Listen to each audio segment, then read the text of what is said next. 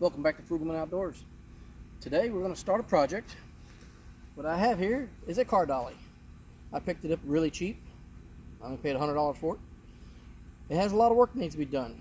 It's got too small of tires, fenders are pretty rickety, missing lights, needs a paint job. So we're going to do quite a bit of work to it, and I'm going to bring you along with me. Let's take a closer look. Came with the straps, 4 tires. Unfortunately, 2 of them are completely destroyed. And they're too small. They're only 13s. I'm going to put 15s on it. I already have them, so I'm not going to put out any money. And we're going to go through here and clean it up real good and throw a coat of paint on it. So, stick around.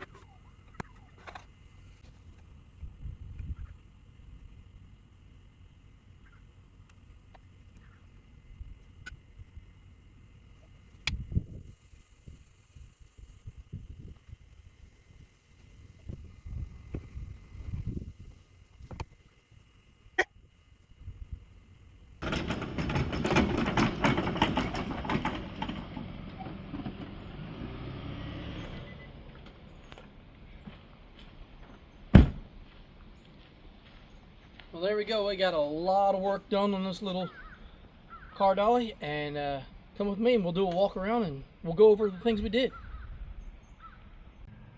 Okay, so for starters, we upgraded the tires. We started out with 13s and we decided we're going to go with a larger tire. We upgraded to the 15s.